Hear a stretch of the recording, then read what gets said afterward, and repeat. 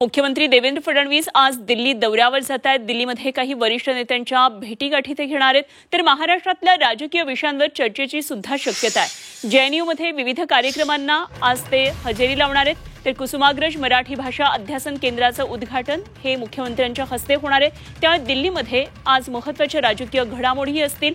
तर मुख्यमंत्री देवेंद्र फडणवीस यांच्या या दिल्ली दौऱ्याकडे अर्थातच सगळ्या राजकीय वर्तुळाचं लक्ष आहे, कारण वरिष्ठ नेत्यांच्या त्या भेटी घेणार असल्याचं कळतंय। महाराष्ट्रात विधानसभा काळामध्ये अधिवेशन काळामध्ये अनेक मंत्र्यांवर काही घोटाळ्याचे आरोप झाले।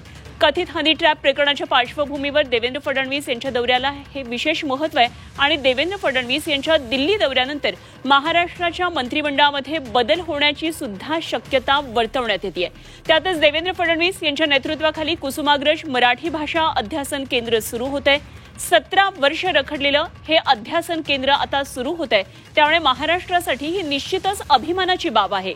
आणि इतकंच नाही तर जेएनयू विद्यापीठामध्ये छत्रपती शिवाजी महाराज अध्यासन केंद्र सुरू होणार आहे।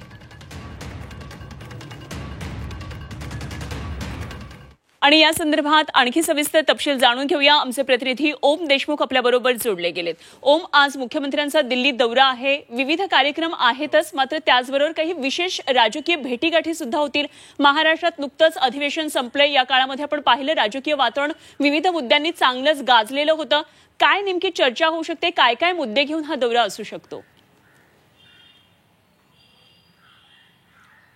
बरोबर आहे अनुपमा, खरं तर मुख्यमंत्री देवेंद्र फडणवीसांचा हा दिल्ली दौरा आहे। जसं आपण सुरुवातीला उल्लेख केलात की जेएनयू अर्थात जवाहरलाल नेहरू युनिव्हर्सिटी यामध्ये 2 सांस्कृतिक कार्यक्रम आहेत, त्यामध्ये मराठी अध्यासन केंद्राची सुद्धा जी अनेक वर्षांपासून प्रतीक्षा होती त्याचं उद्घाटन मुख्यमंत्री करतायत।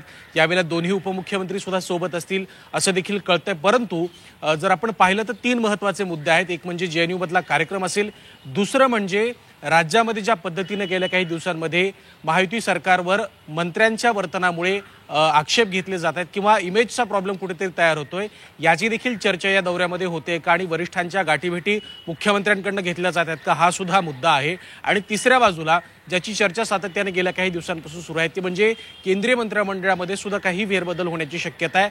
महाराष्ट्रातून काही नावांची चर्चा होते का, याची सुद्धा चाचपणी होईल असं देखील कळतंय की या सगळ्या वादग्रस्त मंत्र्यांमुळे ज्या पद्धतीचे आरोप प्रत्यारोप आणि मंत्र्यांचं विशेषतः वर्तन, काही व्हिडिओज बाहेर येणं असेल किंवा माणिकराव कोकाटेंचा विषय असेल, सातत्याने या मंत्र्यांमुळे, या आमदारांमुळे, या नेत्यांमुळे महायुतीच्या एकंदर कारभारावरती आणि महायुतीच्या इमेजवरती कुठेतरी प्रॉब्लेम होतोय, त्यामुळे काही आक्षेप घेतले जात आहेत। याबाबत काही बदल होतोय का, वरिष्ठांकडून याची दखल घेतली जाते?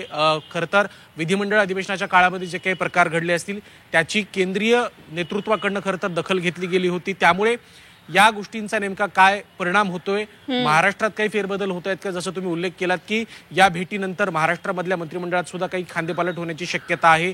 काही वादग्रस्त मंत्री त्यांना डच्चू दिला जाईल, तर काही मंत्र्यांची गच्छंती सुद्धा होण्याची शक्यता आहे। खरं तर सरकारच्या स्थापनेवेळेच तिन्ही नेत्यांकडून असं सांगितलं गेलं होतं की यामध्ये मंत्रिमंडळामध्ये काही वेळानंतर आम्ही पुनर्विचार सुद्धा करू, अनेक नवे चेहरे सुद्धा आम्ही समाविष्ट करून घेऊ। त्यामुळे या दौऱ्यानंतर नेमकं काय बदल महाराष्ट्रामध्ये होत आहेत आणि मुख्यत्वे काय नवीन चेहरे यामध्ये दिले जात आहेत का, आणि मुख्यमंत्र्यांच्या एकंदरीत या दौऱ्याचा नेमका काय परिणाम होतोय हे देखील पाहणं महत्त्वाचं असेल।